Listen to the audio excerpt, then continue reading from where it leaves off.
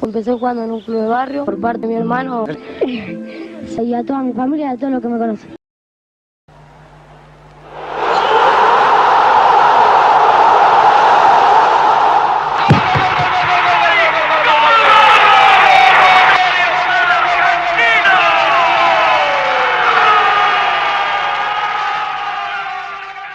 Mi primer sueño es jugar en el Mundial y el segundo es salir campeón.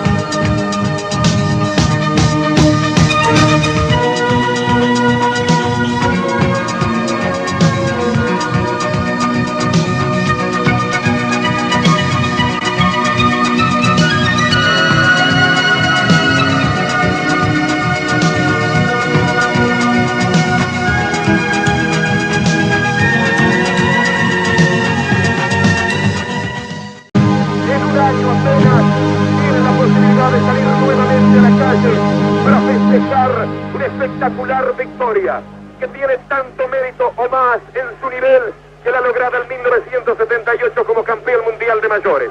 Argentina, dignísimo campeón juvenil de fútbol, 1979 en la Copa Coca-Cola. Allí están en andas de los aficionados japoneses que están entrando peligrosamente, diría yo, a la cancha para levantar como héroes deportivos a los futbolistas argentinos que están haciendo lo imposible por retener sus camisetas, poco menos que aporreados por el entusiasmo de la gente que se ha volcado en número de miles de personas a la cancha. Entramos a jugar exactos los últimos 10 minutos del partido. Después, si hay empate alargue de 20, si hay empate penales, avanza toda máquina, Ramón Díaz para Argentina, escapó la marca de Cachatrián, se mete a toda velocidad, puede estar el segundo de Argentina, tiro, gol, gol, gol, gol, gol, gol, gol. Realmente se siente, el fútbol es una cosa lindísima, es una sensación que uno siente cuando entra a la cancha, qué sé yo, es todo, el fútbol para mí fue todo. Yo, como le decía siempre a mi madre, que ella se tenía que poner celosa nada más que de un nombre que es femenino, pero que no tiene nada que ver con una pollera, que es la pelota de fútbol. Sigo viviendo enamorado de la pelota de fútbol.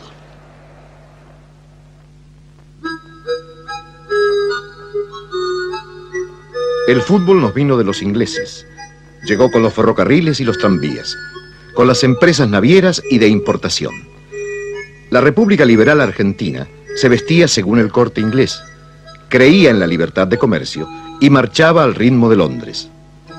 Fue el gringo Watson Hutton el primero en enseñarlo en un colegio. En la cancha se hablaba en inglés y en las alambradas se chapurreaban las difíciles palabras goalkeeper, orsay, fullback, inside. El primer equipo legendario fue el Alumni. 11 apellidos ingleses y 10 campeonatos ganados en 12 años. Luego, como resultado de un país de inmigración, los nombres se fueron mezclando. Juan Scursoni, jugador de aquellos años, nos Entre ellos estaban los 5 hermanos Brown, que jugaban en el Alumni, José Buruca Laforia, que era el arquero, un petizo que jugaba con sombrero chambergo. Los jugadores formados en la mayor parte por descendientes de ingleses.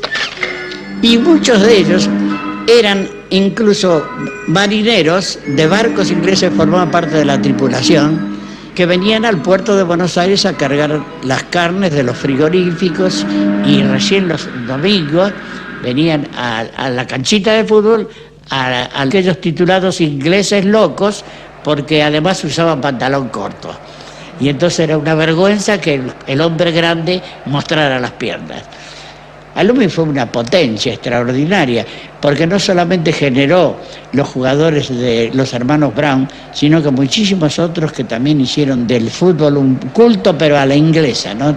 Las raíces de eso quedaron después diseminadas en la cantidad enorme de clubes que se fundaron en todo el país, en cualquier barrio, en cualquier pueblitos ya se habían hecho las canchas de fútbol que eran infaltables, porque había pueblos del interior que tenían la estación del ferrocarril y la cancha de fútbol y nada más, el resto eran estancias.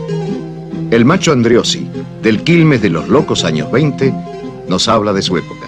De Quilmes Athletic Club nació Argentino de Quilmes. Eran todos muchachos que no tenían cabida, porque Quilmes ya abarcaba a todos los ingleses. Pero ¿quién lo implantó el fútbol? Nosotros, que empezamos jugando con una loneta alrededor de la cancha, con 2 alambres en los costados y nadie entraba. Siempre me acuerdo de esa palabra grandiosa del inglés Jordan, decía: muchachos, afuera la potrera, afuera la potrera.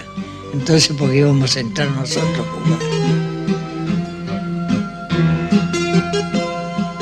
Racing, se puede decir, famosa academia, tuvo grandes jugadores. Siempre me acuerdo de esa línea famosa que había antes: un Perinetti, un Ochoa, un Marcovecchio, o Zabaleta, Hospital, Rey. ¿Quién lo paraba? Atrás con un Pepe o Lazar, Petular, como Independiente, como Scanaveri, Lalín, Rabachino, Suani y Orsi, que son todos muchachos que están en la inmortalidad. ¿Quién no recuerda a Boca del 25? Ese famoso equipo que fue a Europa, hizo tabla rasa, habrá perdido alguno, pero dejó el prestigio argentino, que nadie lo conocía en Europa, como un privilegio para la nación argentina. Estudiantes, ¿sabes qué línea de fútbol jugaba? Un Lauri, un Scopelli, un Sosaya, un Manuel Ferreira, que fue lo más grande que hubo en el fútbol argentino. ¿Quién no recuerda un Recanatini, a un Del Lobo, a un Minela, a un Sorosa, a un Morgada, a un Palomino, a un Naón? A mí me tocó marcar parejas como Lauri y Scopelli, de Estudiantes de La Plata, Carricaberri y Acosta, de San Lorenzo de Almagro, Peuchele y Arrillaga, y Perinetti y Ochoa, de Racing. Los años pasan. Pancho Barallo, el goleador de Boca de hace 60 años, recuerda. Anteriormente había otros jugadores, Monti y de Sumelsú, jugadores viejos que yo me recuerdo de ellos bien. Había jugadores en Gimnasia donde yo me inicié, que era Scarpone, Bachi, Morgada y Curel. Adelante una línea de fuego famosa que fue en ese tiempo, que era Sandoval, Arrillaga, Revelo, Cito y Mandile. Le estoy hablando de la bordadora, fue un gran inside izquierdo o inside derecho.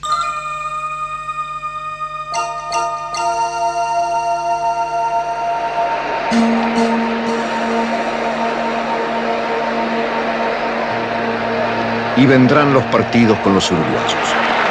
Los orientales se preciaban de ser los mejores, y la verdad es que nos tenían de hijos. En cada partido amistoso se jugaba a cara de perro. Los uruguayos sostenían que a ellos les sobraba el coraje y que los argentinos eran blandengues. Cuando se enfrentaban, multitudes de porteños se agolpaban frente a los diarios Crítica y La Prensa, que transmitían los partidos internacionales por altavoces. Y llegaron las Olimpiadas de Ámsterdam en 1928. Finalistas argentinos y uruguayos. Fue la gran final. Como siempre, los argentinos jugaron mejor, según escribieron nuestros cronistas. Pero ganó la garra uruguaya, 2-1. Y anda a cantarle a Gardel. Para consolarnos, los argentinos dijimos: ha triunfado el fútbol rioplatense.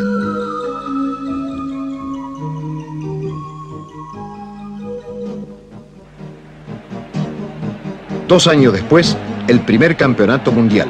Final, uruguayos y argentinos. Sin comentarios. Perdimos como en la guerra. Oigamos hoy a uno de los protagonistas, Pancho Barallo. Jugó Botazo, De la Torre y Paternoster, Evaristo, Monti y Arico Suárez, Peuchel y yo, Estabile, Nolo Ferreira y Evaristo. Esa final nosotros no la podíamos ganar de ninguna manera. Hubo 7 jugadores argentinos que no guapearon, ¿me entiendes? Y con 4 jugadores que guapeamos en ese tiempo no podíamos ganar. Nos dieron los uruguayos y se achicaron los argentinos. qué sé yo entraba en la cancha y me olvidaba de todo, más que adentro de la cancha que me muerdan, decía yo. Y Monti no tenía que haber jugado, porque se caía un jugador uruguayo y lo levantaba. Y la más corta me la daban, Dios me libre. Hubo una vuelta, me tiró una patada Lorenzo Fernández, centro alto, ¿no? Y yo le dije, no sea animal, dice, no te das cuenta, botija, dice, te vi enterrada en el césped, me dijo así. Y yo eso gestido, un high izquierdo, el alf. Y viene y me llama, dice, vení pibe, dice, vení barallita, dice. No le hagas caso que este es un loco, seguí jugando. Para nosotros el gran maestro se llamó Carlos Peuchele. Digo nosotros porque nombro Moreno, Labruna, Muñoz, Lustó, Ricardo Bagui, Eduardo Rodríguez, todos los que nombro, les debemos y les debieron algo a Carlos Peuchele y a Renato Cesarini también.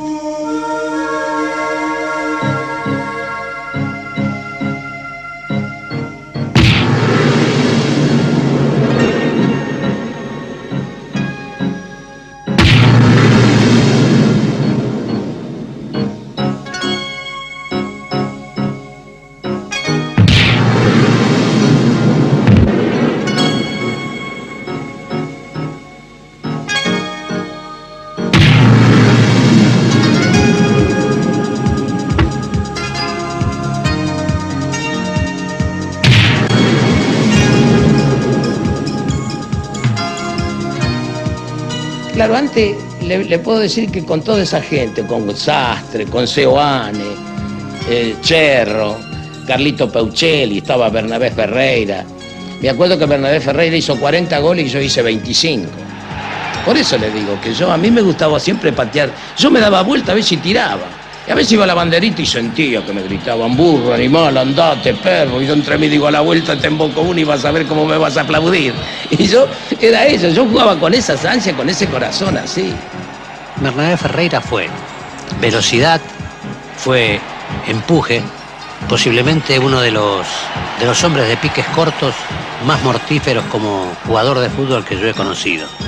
De los jugadores que con mayor perfección sacaba ambas piernas para pegarle a la pelota y con la fuerza que le pegó él, creo que casi nadie.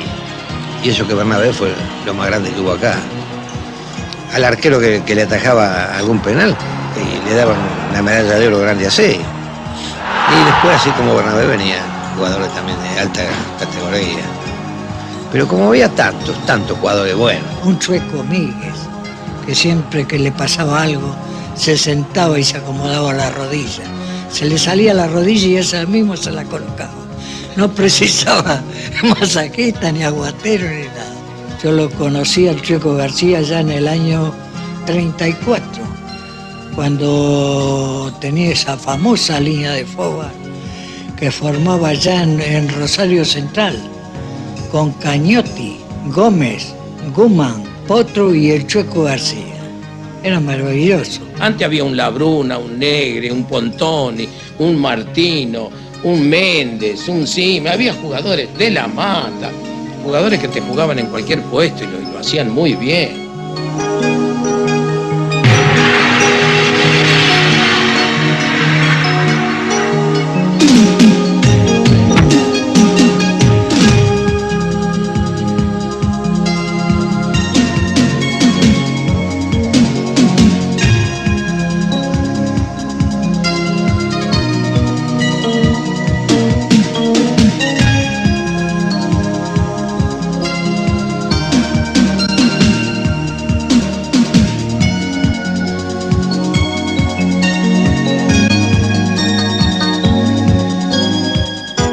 La máquina se le llama a Muñoz, Moreno, el que habla, Labruna y Lustó. Pero teníamos el respaldo de Bagui, de Ramos, de Rodolfi, de Diácono, de jugadores del Zurdo Rodríguez, de Luis Ferreira. Entonces, de ahí que entiendo que algo injustamente se le puso la máquina por los delanteros. Creo que la máquina fue todo el equipo. Es una ocurrencia grande de Ambrosio que le dice a Peuchele, que era el técnico, le dice, Carlos, dice, ponele un poco a este pibe que está esperando ahí, no juega nunca, ponele en lugar mío. Y el pibe era Lustó, ¿me entiendes? Y entonces jugaba Muñoz de buen derecho. Y cuando lo puso a Lustó, el Mono de Ambrosio, chao, se borró, no jugó nunca más. Pero eran tipos que jugaban de memoria. Se chiflaban, Moreno y Lustó se chiflaban para hacerse los pases. Sí, usted lo veía a Moreno que le chiflaba, el otro se la daba, era una cosa de loco.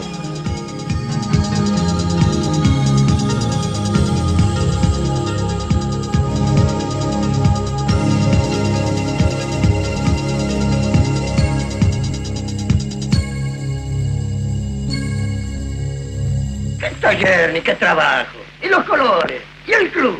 ¿Para qué trabaja uno si no es para ir el domingo a romperse los pulmones en las tribunas hinchando por una idea? ¿O es que eso no vale nada? Domingos de fútbol, la diversión de los barrios. Se comían rápidamente los tallarines de la vieja y se iba a la cancha. A los pibes se le compraba un naranjín y la revista Alumni para descifrar la clave con los resultados de los otros partidos. Todavía no se conocían las portátiles.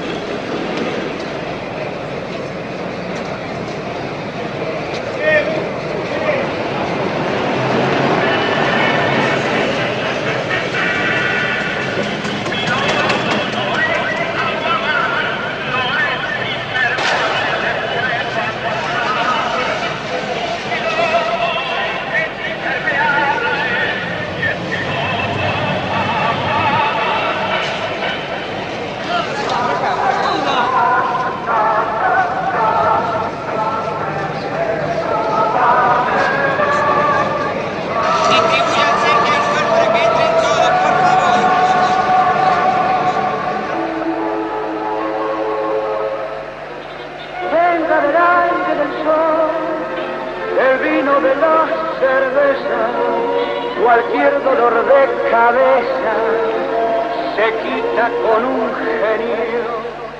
LR3, Radio Belgrano de Buenos Aires, la broadcasting que marca rumbos. Y ahora, señores, la nota deportiva en nuestro Teatro Relámpago Federal. Pinta la escena una cancha de fútbol. Tras el verde esmeralda, el fondo polícromo de la multitud. En la gramilla, 22 voluntades tras el esférico. Emoción profunda en la garganta. Alegría, temor, esperanza. Y es...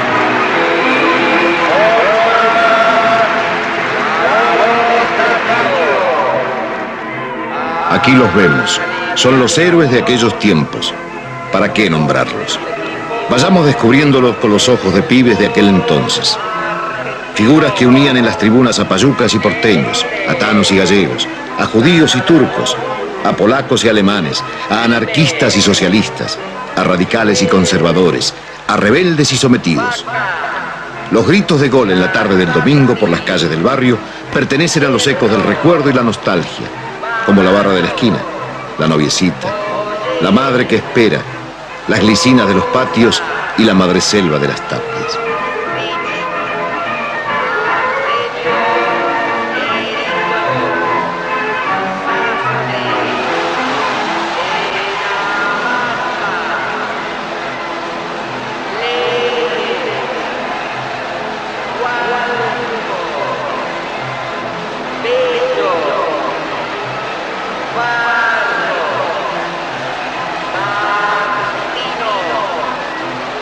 Montoli,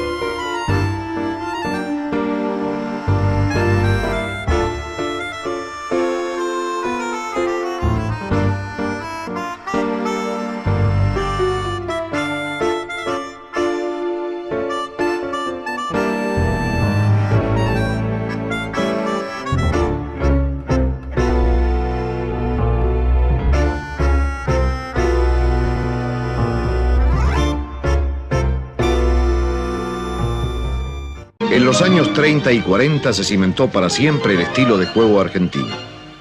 Fue la época de los goles. Desde septiembre de 1936 hasta abril de 1938 no hubo ningún empate 0-0 en todos los partidos de primera.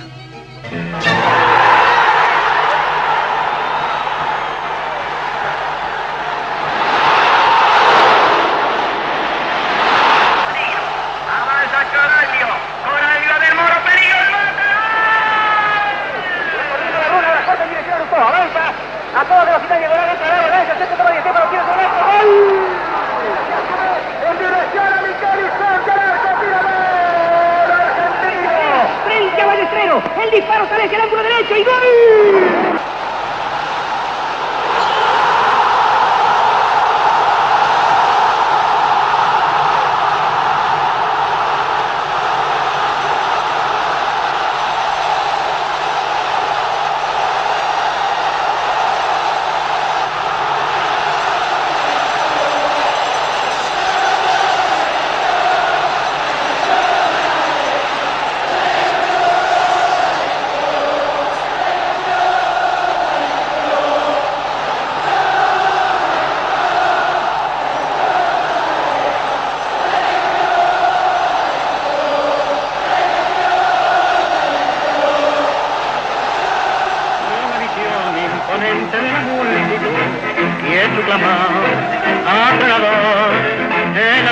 Impaciente de la juventud, en la caravana y amanecores, y en cada acción de los rivales, va la emoción batiendo en cada cuarto.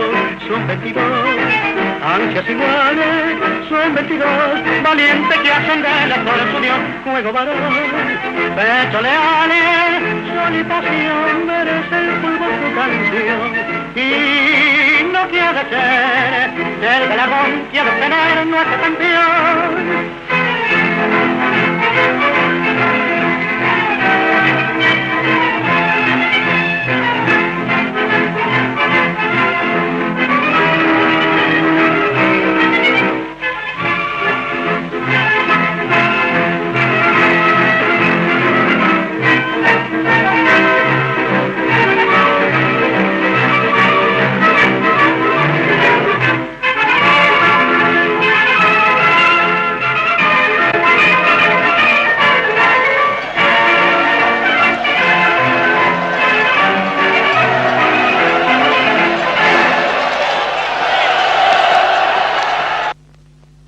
Poco a poco el fútbol argentino pasó del tablón al cemento. Pero no todos eran oropeles ni pasión. A fines del 40 comenzó un tiempo degradado para el futbolista. Los jugadores se sentían títeres que los dirigentes ponían o sacaban, vendían o compraban. El único remedio era la sindicalización y una huelga de 6 meses.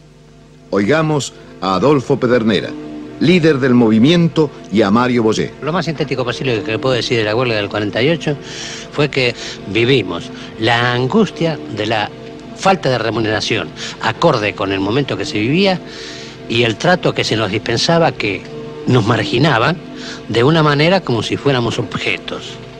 Fue fundada, fue basada, fue ejecutada esa huelga por esas dos razones. Claro, por la huelga del 48 nosotros tuvimos que emigrar. Defendimos a los que ganaban poco y después arreglaron a los que ganaban poco y nos tuvimos que ir a los que ganábamos bien. Las estrellas tuvimos que ir, quedaron los pobres diablos, que era a los que defendíamos porque ganaban poco. Cortaron el pacto, arreglaron con los dirigentes y nosotros emigramos. No quisieron respetarnos las cláusulas que teníamos establecidas antes de la huelga, porque no iban a aceptar que me rebajaran ni el sueldo ni la prima. Y así fue todo. Comenzó el éxodo a Colombia, algunos nos fuimos a Europa. Y ahí viene el desmantelamiento del fútbol argentino y empiezan, en cierto modo, la dificultad, ¿verdad?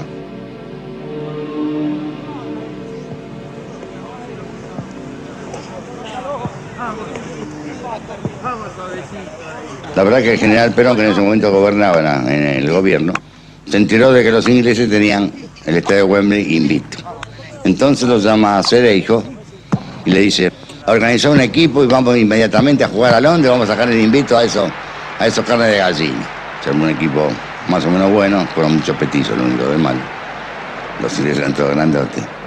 Y el equipo formó con Rusilo, comenzó Colman, Filgueira, dos petizos de la mano, Giacono, otro petizo, Faina, otro petizo, y Pesia, otro petizo. Adelante Boyé, grandote, Méndez, petizo, Bravo bien, La Bruna, discreto, y Lustó, pequeño pero muy bueno. Bueno, no me acuerdo ni a cuántos minutos fue, en el primer tiempo fue rápido. Se corre la Bruna en combinación, La Bruna tira al centro, de cabeza hago el primer gol, y empieza el dominio de los ingleses. Era un día nublado. Sofía había hecho la transmisión por radio, no había hecho lo bueno de que no había televisión, ¿no?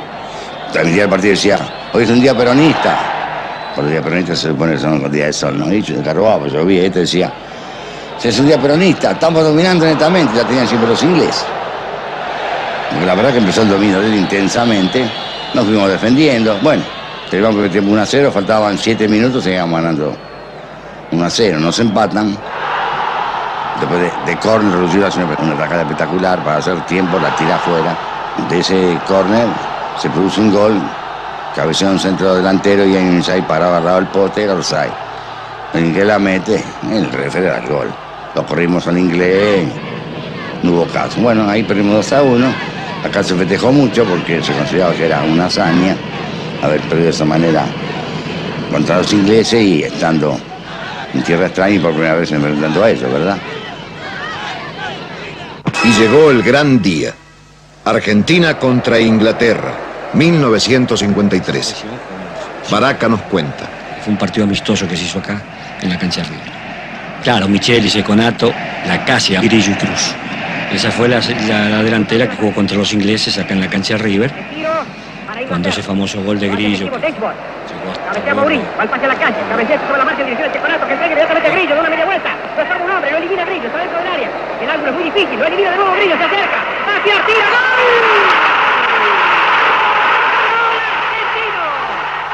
Y bueno, se hizo famoso porque primeramente que se jugaba contra los ingleses y después fue una posición muy difícil y tanto la gente como el periodismo le dio mucha importancia. Claro, ellos, los ingleses, dicen la lógica, pero en la vida no hay lógica. Y tiré y convertí el empate, el 1-1. Y después les metimos 2 goles más. 3-1. Les ganamos por primera vez en la historia. Vencimos a nuestros maestros. Argentina 3, Inglaterra 1. Sí, no hubo dudas. Audacia e improvisación contra técnica y disciplina. Los argentinos dieron su característica propia al juego que los ingleses habían traído al Río de la Plata. 2 días después, la revancha se suspendió por la lluvia. El 3-1 quedó definitivo. Vencimos por fin los complejos paternalistas.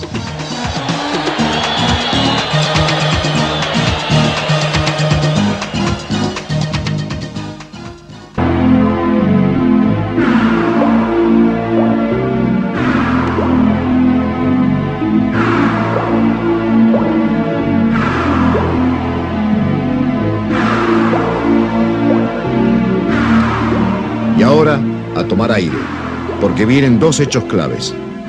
El deslumbrante triunfo argentino en el Sudamericano del 57, en Lima. Y tras cartón, el Waterloo de nuestro fútbol, el desastre mundial de Suecia. 2 protagonistas se confiesan, Pipo Rossi y Amadeo Carrizo.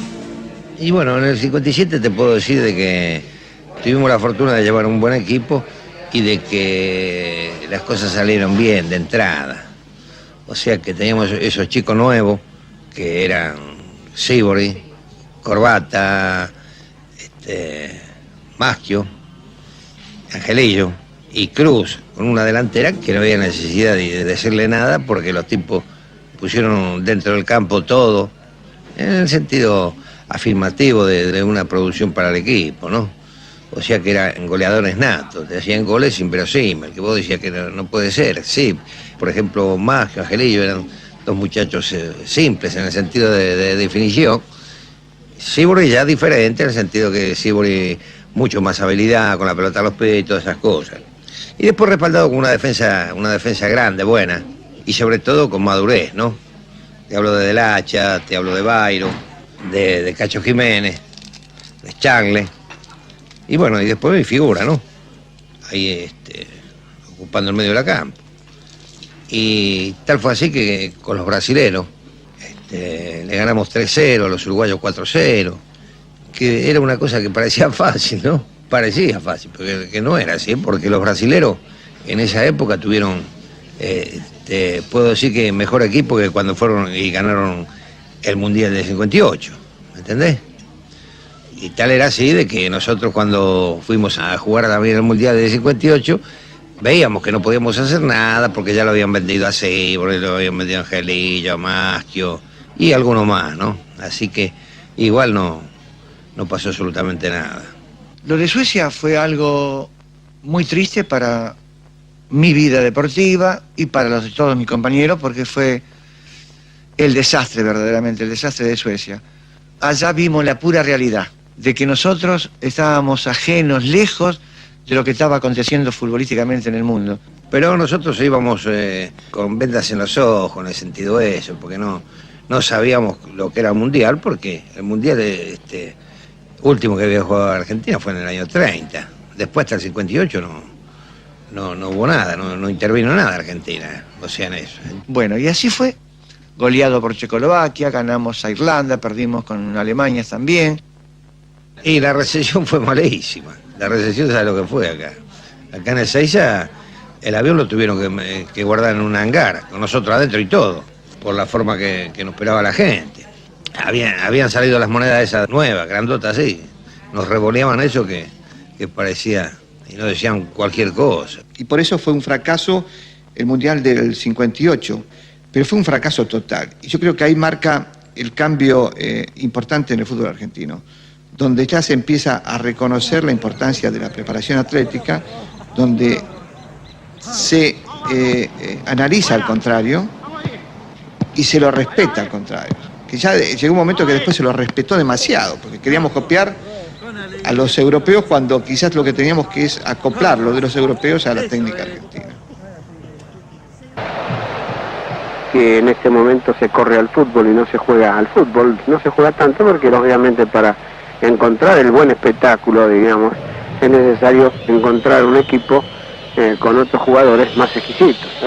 Siempre digo que es preferible obtener primero el resultado y después, si es posible, brindar una satisfacción al público, pero que lógicamente es más difícil en estos tiempos que corren, porque hace 15, 20 años cada equipo tenía 4 o 5 figuras indiscutibles y el fútbol pasaba por ellos, y hoy hay menos figuras.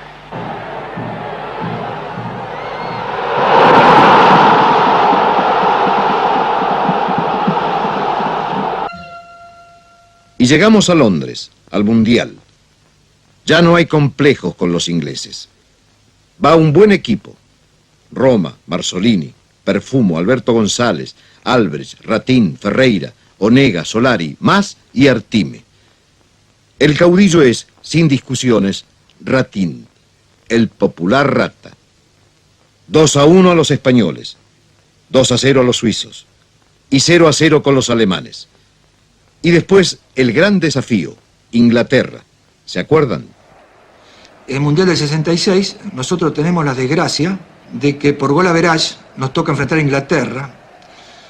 Citan al delegado argentino y uruguayo a sorteo de los árbitros.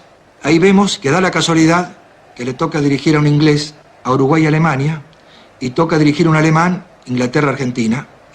Al no existir satélite, hablando en la fase económica, era muy importante que el equipo local llegara a las finales y se ayudaba en todo sentido para llegar a las finales. Y es importante recordarle también que respecto a mi expulsión, nace al Mundial siguiente en México la tarjeta amarilla y roja, y luego de estar 10 o 15 minutos sentado en la alfombra, que me pareció el lugar más lindo para seguir presenciando el partido, viajo hacia el vestuario, ya que no tiene túnel Wembley, voy caminando, me tiran chocolate, cuando paso cerca del banderín del córner, que está flameando la bandera inglesa, la retuerzo, de ahí en más me empiezan a tirar con lata de cervezas, y me voy al vestuario y termina el primer capítulo de mi expulsión en Wembley.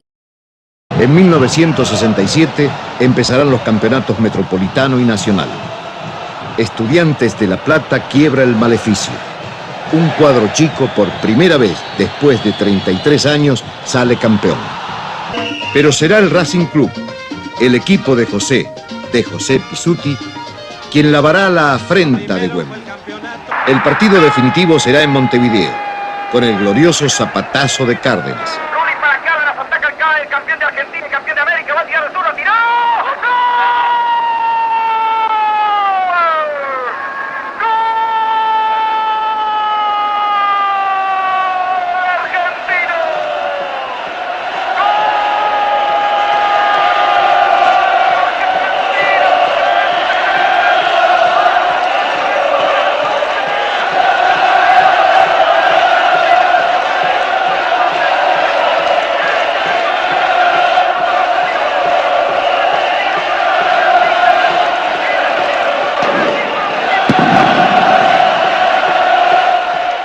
Bueno, yo creo que nosotros vamos a hacer nuestro juego, no podemos cambiar. Los resultados nos dicen que no tenemos que cambiar en este momento. Pero sí, le puedo decir que vamos a hacer, tratar de enfriar el partido por el clima de la gente y todo. Al enfriar el partido, figúrese que como local siempre se sale en los primeros minutos a arrasar con todo. Si nosotros conseguimos enfriar el partido, es importante para nosotros.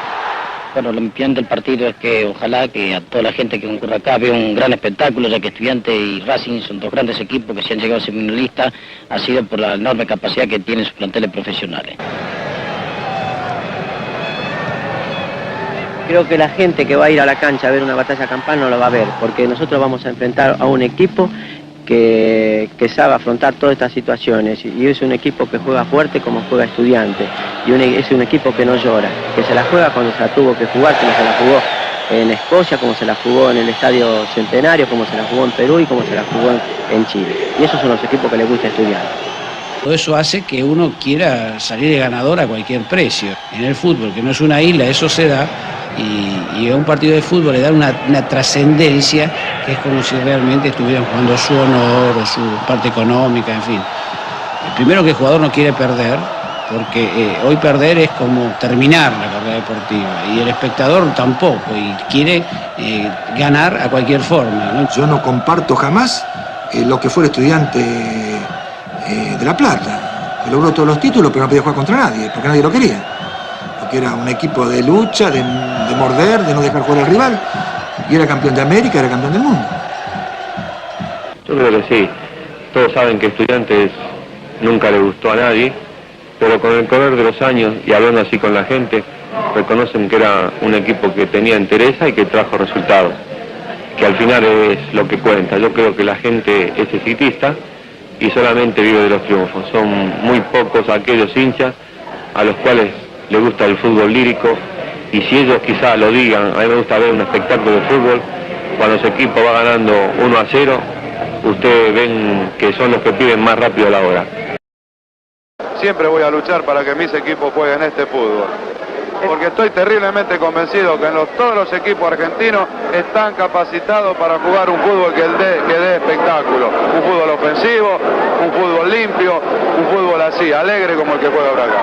Esto no es una guerra, nosotros no estamos jugándonos la vida, nosotros queremos ser campeones, pero lo más importante de todo esto es dejar futuro, es decir, que el equipo tenga futuro.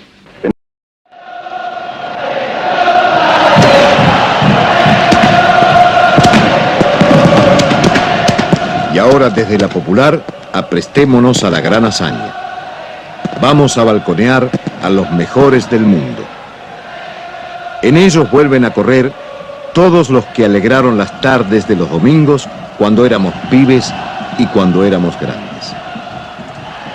No pudimos traerlos a todos, pero en Pedernera y Boyé están encarnados todos los delanteros. En el Rata Ratín y en Pipo Rossi, todos los centrojás, como les decían antes. En Silvio Marzolini, el querubín, todos los defensores. Y en Amadeo, todos los arqueros. Ellos estarán siempre presentes en nosotros a la hora de sonar el silbato comenzando el eterno partido. En cada cancha, en cada potrero.